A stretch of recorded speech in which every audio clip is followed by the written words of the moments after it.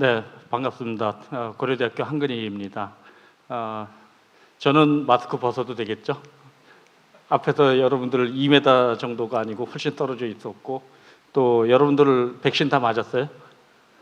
네, 저도 맞았습니다. 그렇기 때문에 저는 벗을 권한이 있고요. 여러분들하고 좀 더 친밀하게 다가가기 위해서 마스크 쓰면은 인사는 받는데 상대방이 누군지 가물가물해요. 그래서 제가 누가 강연하는지는 좀 알고 가시는 것도 필요할 것 같아서 마스크 벗고 하겠습니다. 의료기기 보안 취약점과 대응 방안이라고 돼 있는데요. 아마도 여기에는 이제 병원과 관련된 의료 분야에 종사하고 계신 분들이 대부분이실 거기 때문에 의료기기라는 게 낯설지는 않을 것 같고요. 또 개인도 우리 개인 건강기기를 많이 사용하고 있죠. 그래서 PHR 쪽에서도 우리 개인 건강 기록들을 많이 다루고 있고, 그런데 그러한 곳에서 사용되는 의료기기들, 그러니까 개인 건강기기를 포함해서 의료기관 내에서 사용하는 그 의료기기들 무척 많죠. 어느 정도나 되는지 혹시 아시나요? 의공팀에서 오시면은 좀 아시겠지만 일반 분들은 우리 상급 종합병원에서 사용하는 의료기기가 평균 한 병원에 몇 대 정도나 있을까요? 오우, 정답입니다. 근데 제가 가진 게 없네요. 선물 드려야 되는데 기본적으로 한 10,000대 정도 되는데 그 10,000대라는 대의 의미가 조금 달리 생각하셔야 됩니다. 그러니까 한 대 기준이 아니고 10,000세트라고 보시는 게 좀 더 합당할 것 같고요. 왜냐하면 CT나 MRI나 이런 것들은 그 장비가 동작하기 위해서는 최소한 PC 4-5대가 같이 그 안에서 동작이 돼야만 CT, MRI 촬영이 가능한데, 그렇다면 그거를 5대로 볼 거냐, 1대로 볼 거냐, 그러니까 한 세트죠. 그래서 그런 것과 관련된 것. 그렇지만 이제 초음파 기기 같은 경우는 우리 ECG나 EKG 장비 같은 경우는 보통 1대로 움직이죠. 그렇기 때문에 그런 건 그냥 1대라고 볼 수 있지만 세트도 상당히 포함된 게 10,000세트가 평균적으로 동작하고 있다라고 보시면 되고, 그 속에서 지금 어떻게 움직이는지 한번 좀 보시겠습니다. 이 그림에서는 지금 보여드리는 게 우리 IOMT라고 그러죠. 인터넷 오브 메디컬 띵즈라고 해서, 이건 이제 국제표준 문서에서도 IOMT라고 씁니다. 그러니까 일반적인 용어죠. 더불어서 이게 IoT가 우리 의료기관에서만 쓰이는 게 아니고 사방에서 다 쓰이고 있는데, 그 사방에서라는 것에 가장 많이 사용되는 데가 산업 현장에서 쓰입니다. 그때는 IOMT라고 안 하고 뭐라고 할까요? IoT라고 합니다. Industrial IoT라고 합니다. 그러니까 산업 현장에서 사용되는 IoT다 해가지고 이제 그 인더스트리얼 IoT라고 얘기하는데, 이제 이 의료 분야에서 주로 발생되는 공격 포인트가 이 IOMT 중심적으로 지금 바뀌었다라고 보시면 됩니다. 우리 의료기기 무척 많죠. 좀 이따 보겠습니다. 여기에 지금 사건이 무척 많이 IOMT 관련해서 불거지고 있는데요. 랜섬웨어 요즘 아주 기승을 부리죠. 예전부터 지금 현재까지 계속 랜섬웨어 기승을 부리는데, 이 랜섬웨어가 우리 시스템에서만 그런 영향을 끼치는 게 아니고 IOMT 기기들에서도 랜섬웨어가 문제가 되기도 하고요. 그래서 실제로 이 IOMT 기기가 문제가 생겨서 독일에서 환자 사망한 사례도 있는데, 이건 사실은 독일에서만 있는 게 아니고 미국 FDA가 다급하게 프리마켓 그 사이버 시큐리티 가이던스를 내놓은 것도 있지만 포스트 마켓 사이버 시큐리티 가이던스를 내놓을 수밖에 없었던 것도 이 IOMT 기기, 그 중에서도 인피전 펌프, 약물주입 펌프와 또 인슐린 펌프, 또 더불어서 피스메이커, 이런 쪽의 기기가 해킹으로 인해서 사람 사망케 할 수 있는 그런 일들이 불거졌었고, 그 당시에 이미 그 사망 사례가 나타나 있고요.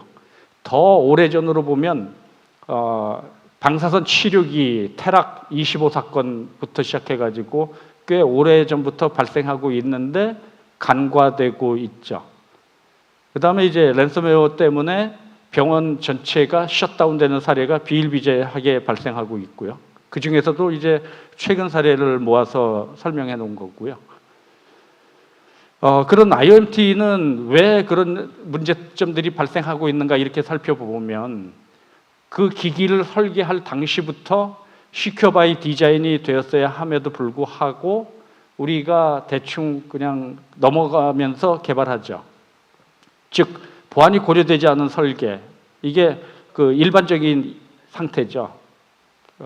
또 영세 기업, 현재 국내에서도 의료기기를 개발하는 회사들이 약 한 7,500개 정도 있습니다. 그런데 그 7,500개 기업 내에 보안 담당자가 있는 기업이 몇 개나 될까요? 우리 병원에도 지금 보안 담당자가 극히 태부족인데 의료기기를 개발하는 회사가 보안 담당자가 있을까요? 따라서 시큐어 바이 디자인이 전혀 이루어지지 않고 있다라고 보시면 되고요. 특히나 좀 전에 말씀드린 CT나 MRI 같은 경우에 디바이스 핸들링 할 때 그 책임자가 PC에 바이러스 백신을 동작시키려고 하거나 업그레이드 패치하려고 할 때 손도 대지 못하게 하죠. 괜히 그거 쓸데없이 손대서 기기 동작을 방해하거나 지장을 초래할 수도 있으니까 가급적 손 하나 대지 마라. 따라서 보안 솔루션을 거기에 탑재시킬 방안이 별로 존재하지 않습니다. 제가 극명한 사례를 본 게 입원병동에서 우리 상급종합병원의 입원병동 진료과가 약 30개 이상 있잖아요. 그런데 그 입원병동 각각에서 그 수간호사가 우리 여기에서는 아이디 패스워드 룰을 그렇게 복잡하게 쓰지 않도록 간단하게 쓸 수 있도록 세팅해 놔라고 오더를 내립니다. 그러면 그 입원병동에서 수간호사가 왕이잖아요. 꼼짝없이 그렇게 하면서 거기에서 이제 간호사 수십 명이 병동 한 군데에서 이제 그 3교대로 근무를 하는데 그분들 아이디 패스워드 공유하기 이런 것들이 이제 다 우리 원래 보안에서의 지침이나 기준에서는 하지 말라는 것이 현장에서는 아주 그냥 다반사로 일어나고 있죠. 특히나 제가 최근에 그 ECG, EKG 장비, 신종 장비 도입한 거 보면은 그 장비들은 기본적으로 와이파이 기능을 내장하고 포터블하게 사용을 하고 있더군요. 과거에는 심전도기 우리 측정하려면은 그 심전도실 가서 측정했잖아요.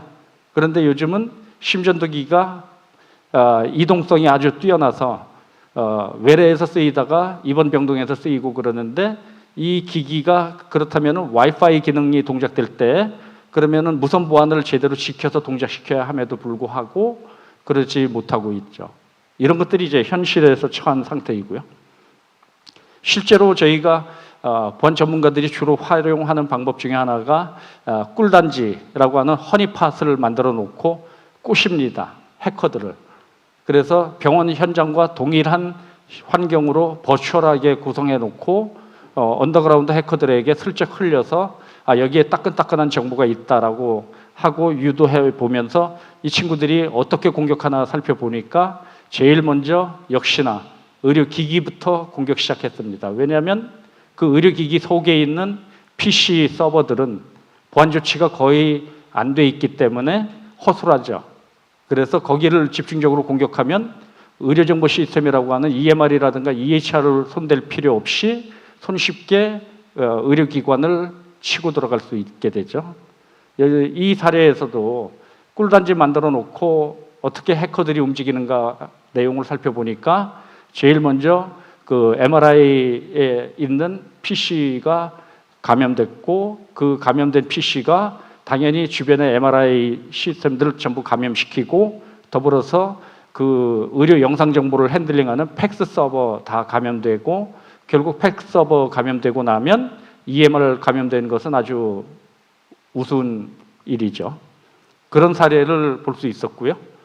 실제로 그 보안 전문 회사에게 용역 의뢰를 줘서 병원의 상태를 점검시켜 보니까 어이없게도 이미 해킹은 3년 전에 당했는데 3년 내내 아무런 것도 못 느끼고 모르고 사용하다가 결국 나중에 확인해 보니까 이미 상당히 오래전에 감염돼서 많은 정보가 새나가고 있다라는 것을 인식하고 나서 다급하게 이제 작업한 사례가 비일비재합니다. 이때도 마찬가지로 혈액 분석기나 혹은 그 팩스 장비들, 의료 영상 장비들을 제일 먼저 그 감염시켜서 움직이게 된 거였고요.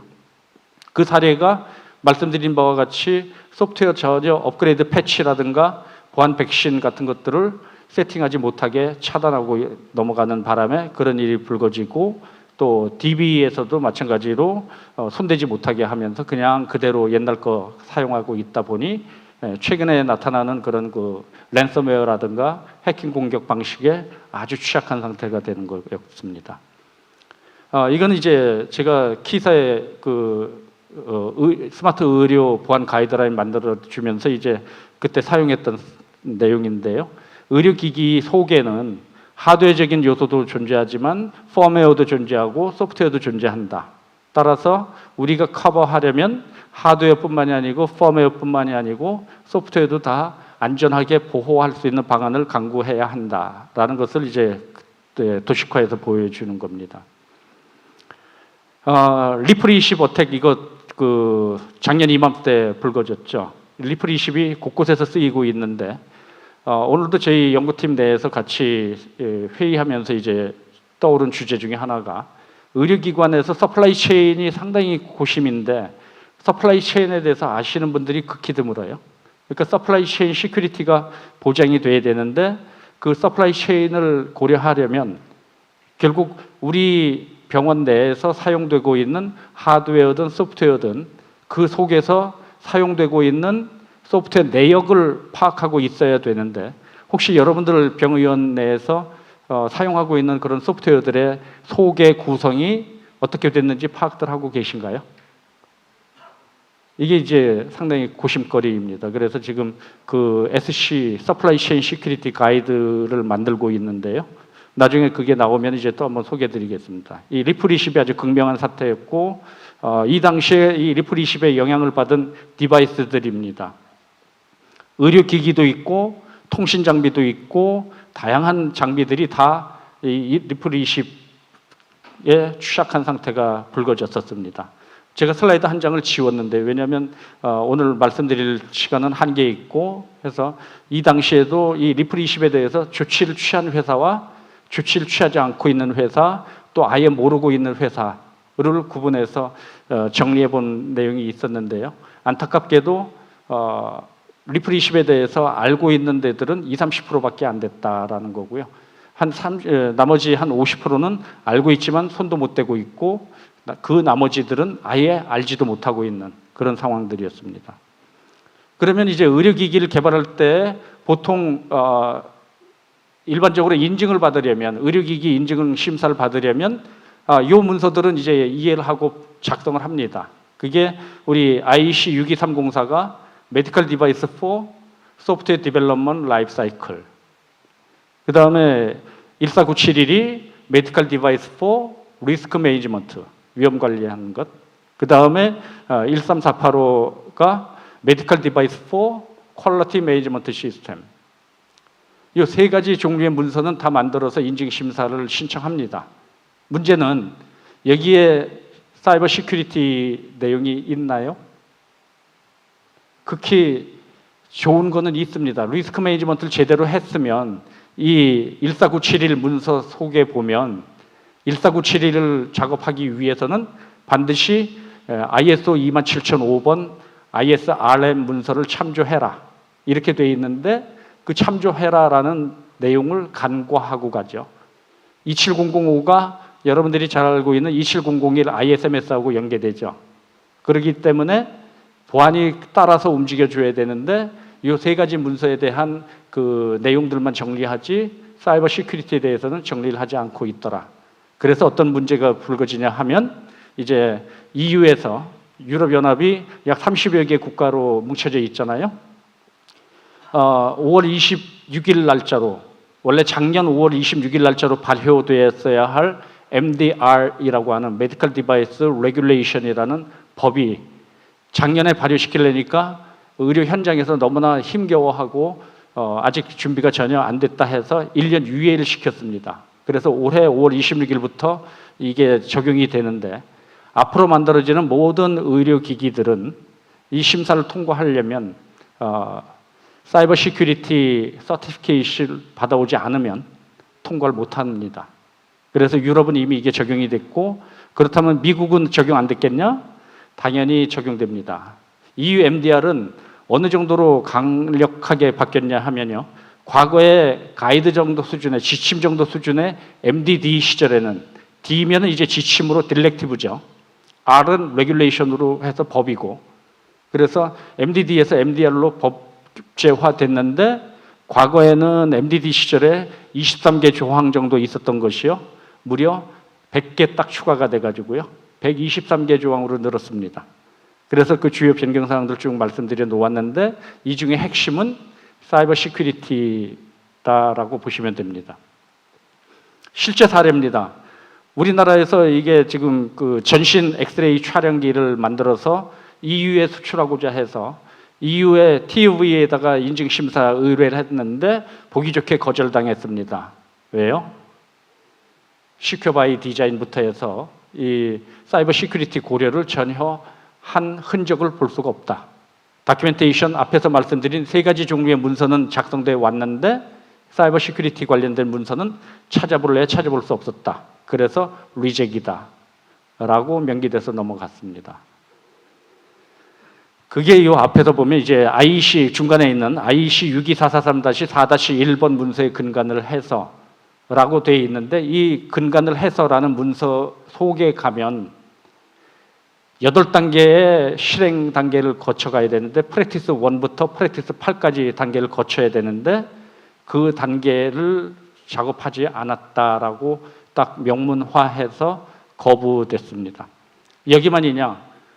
호주에서도 이거는 임플란터블 우리 청각 장애인들이 사용하는 임플란터블 디바이스였습니다. 그래서 귀 주변에 수술해서 이제 넣는 기기인데 이 기기 심사 받을 때에도 똑같은 조항으로 걸었습니다. 그래서 IEC 62443-4-1번 기준으로 사이버 시큐리티 작업한 것 내용을 증빙해라라고 요구를 하고 있죠.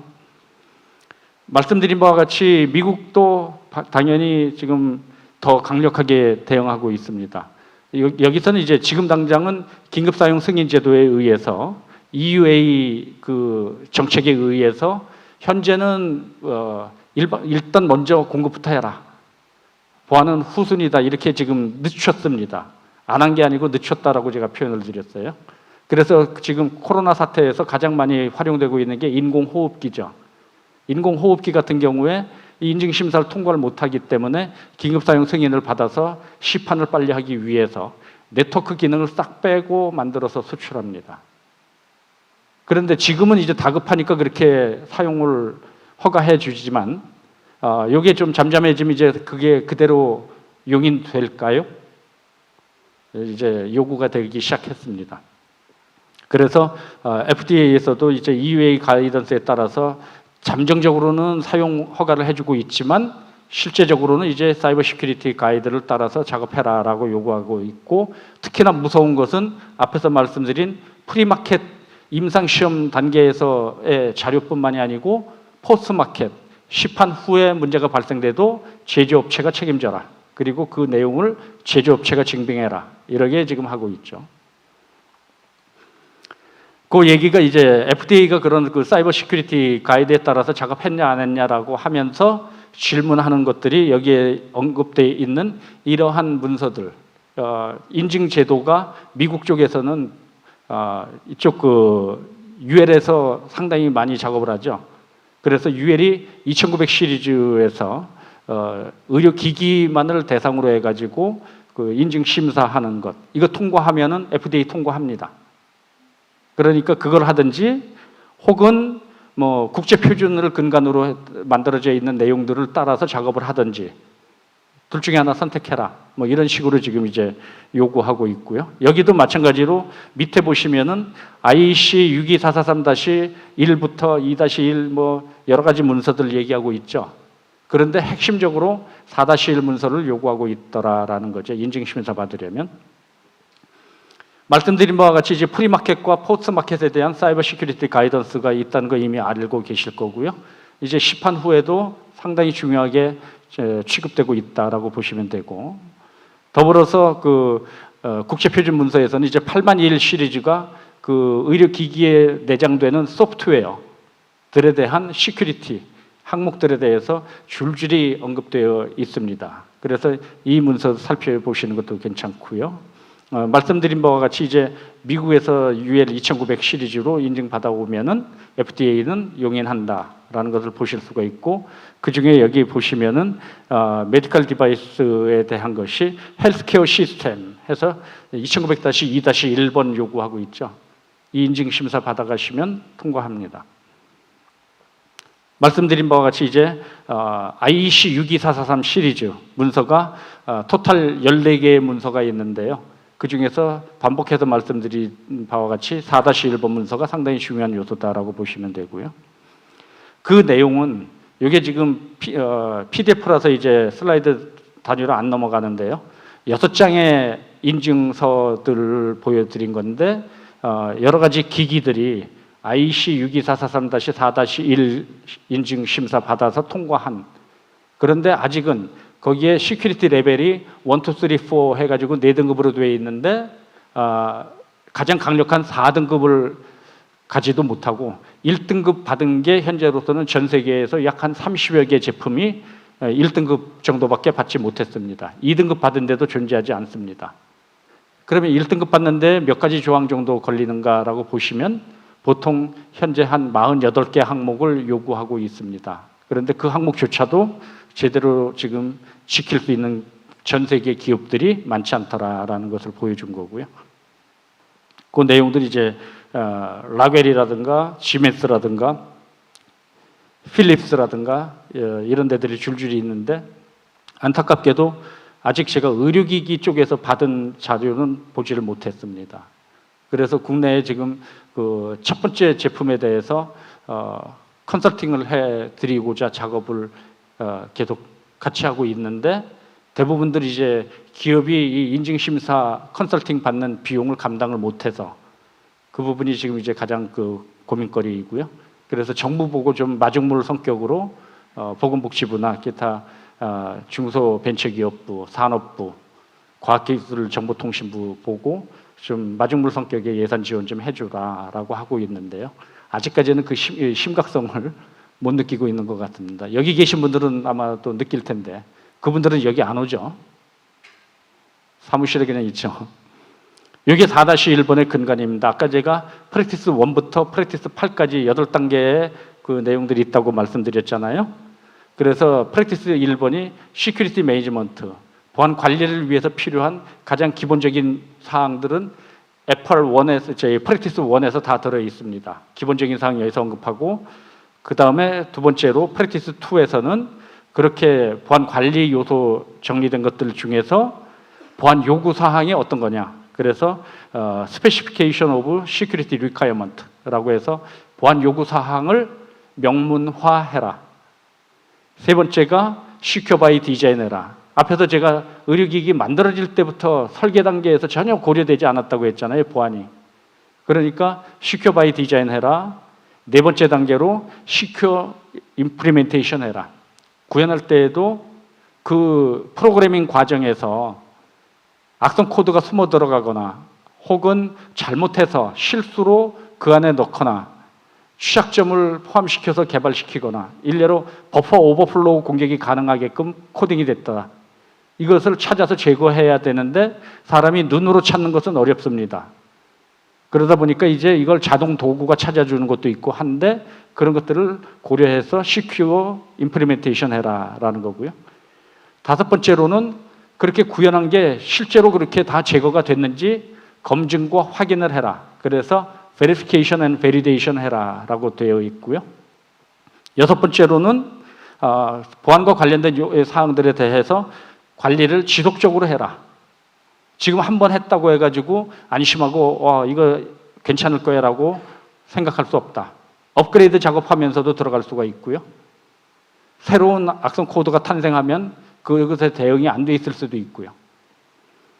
그래서 그런 것들 관련된 것들 계속 주기적으로 봐라라고 하고 있고, 따라서 당연히 7번째로는 시큐리티 업데이트 매니지먼트.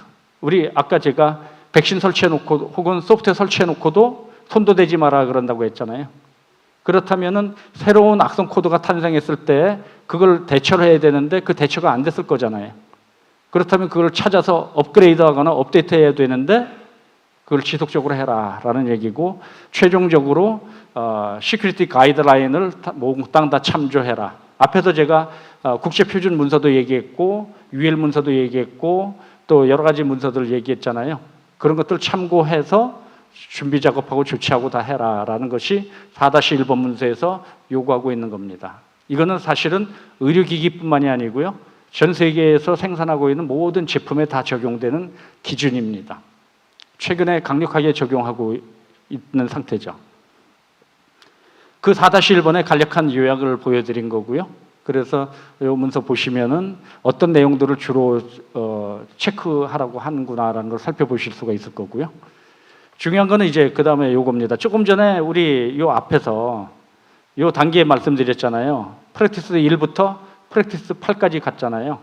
사실 이것은 시스템 앤드 소프트웨어 디벨롭먼트 라이프 사이클, 그러니까 시스템이나 소프트웨어 개발 생애 주기 프로세스에 비슷하게 따라갑니다. 그런데 그게 실제로 국제 표준이 전부 다 업그레이드 돼 가고 있는데요. 요거는 따끈따끈한 2021년도 버전입니다. 아직 완전하게 국제 표준 출판되지는 않았는데 이 방향으로 간다라고 선언되어 있는 내용입니다. 그래서 제일 앞에 부분에 보면 스페시피케이션, 그 다음에 디자인, 스펙 작업에서는 우리 보안 요구 사항을 다 도출해서 정리해야죠. 그 다음에 그걸 시큐어 바이 디자인하는 디자인 단계죠. 그런데 디자인 단계에서 부족하면 리커시브 해라, 되돌아가라. 그래서 여기서 의미하는 화살표들은 다 의미를 갖고 있습니다. 그러니까 문제가 완전하게 해소되기 전까지는 계속 반복적으로 작업해라 하는 거고, 더불어서 임플리멘테이션 단계, 조금 전에 시큐어 임플리멘테이션 하라 그랬잖아요. 이거 코딩할 때 악성 코드가 들어가거나 버퍼 오버플로우나 SQL 인젝션 공격 같은 것 당하지 않도록 코딩 잘해라 라는 것이 임플리멘테이션 단계에서 이제 확인이 돼야 되고, 시큐어 V&V 한다 그랬죠. 검증과 확인. 그 다음에 운용 단계, 오퍼레이션 단계에서도 검증해서 이 지금 러닝되고 있는 여러 가지 그 의료 소프트웨어들, 의료 시스템들이 현재 이상 징후를 보이는지 안 보이는지 살펴라. 더불어서 그게 발견되면은 메인터넌스를 수행을 해라. 그 다음에 이제 우리가 간과하고 있는 디커미셔닝, 즉 리타이어먼트 있죠. 폐기나 파기를 확실히 해라. 기간이 다 지나거나 사용 연한이 다 지나서 이제 더 이상 사용할 일이 없다라고 했을 때는 철저하게 잘 폐기해라. 이게 지금 엊그제 그 5월 12일 날 조 바이든 대통령이 현재 콜로니얼 파이프라인 사건 터지고 나서 서플라이 체인이 문제가 돼서 정유소들이 셧다운되는 바람에 미국에서 주유소에 기름 사재기가 불거졌죠. 호주의 JBS가 그 육가공 공장이 셧다운돼서 고기 공급이 중단됐죠. 이런 것들이 발생한 바람에 조 바이든 대통령이 나서서 5월 12일 날 대통령 행정명령을 내리면서 미국 리스트 보고 현재 있는 모든 문서에서 또 현재 있는 기반 시설들이 사이버 보안에 문제가 있을지 모르니 관련된 내용들을 120일 안에 샅샅이 찾아서 다큐멘테이션에서 제공해라라고 대통령이 나서서 언급을 했고요. 왜 이랬냐면 그 중에 한 사례가 국방군 쪽에서 사용하던 노트북이 그 고물로 팔렸는데 그 아마존에서 팔린 그 노트북을 획득한 사람이 딱 열어보니까 그 노트북 안에 100수십 기가의 국방 비밀 데이터들이 무수하게 다 들어있는 상태로 팔렸습니다. 그러니까 안전조치 하지 않고 폐기 처분한 거죠. 그래서 이 디커미셔닝도 상당히 중요한 요소다라고 보셔야 되는 거고, 이 프로세스에 따라서 앞으로는 앞에 62443-4-1 프로세스가 제대로 움직였고 작업이 됐는지 다큐멘테이션, 기록물을 제출하고 인증을 받아라라고 요구하고 있게 되는 겁니다. 이러한 것과 관련된 여러 가지 인증 제도가 IEC 산하에서 EE라는 단체를 만들어서 말씀드린 62443 시리즈로 인증서 발행하는 작업들을 하고 있고요. 그 다음에 관련돼서 교육 훈련 프로그램도 존재합니다. 이 부분을 해프데이, 원데이, 멀티데이 해가지고 원하는 분량 요소만큼 해가지고 교육을 받을 수 있는 프로그램들도 존재하고요. 더불어서 그런 교육을 받았을 때 인증 심사 자격을 주는, 그래서 어떤 권한을 갖고 있다라는 것을 보여주는 게 있습니다. 그래서 이 분야들 참고해서 작업을 하시는 것들이 상당히 필요하고, 또 하나는 여러분들에게 보너스로 이 분야의 인증 자격증을 따두시면 앞으로 상당히 유용할 거고요. 특히나 지금 의료기기 관련돼서 인증심사원 자격은 앞에서 잠깐 스치듯이 말씀드렸던 그 인증 받으려면 이제 3가지 다큐멘테이션 해야 된다는 건 알고 있었다라고 했잖아요. 그 중에 ISO 13485 문서 같은 경우는 그 ISO 13485 인증심사원 그 교육 과정이 제가 알기로는 한국에서는 지금 BSI에 있고요. 그래서 BSI 코리아에서 ISO 13485 인증심사원 과정이 진행되고 있고, 저희 연구진들은 전원이 13485, 27001, 22301 BCMS라고 합니다. 비즈니스 컨티뉴티 매니지먼트 시스템 자격증을 모두 다 확보해 갖고 있습니다. 왜냐하면 그 내용을 모르면 제가 지금 이 내용을 쭉 설명드린 사항들에 대해서 심도 있게 팔로우업을 전혀 할 수가 없거든요.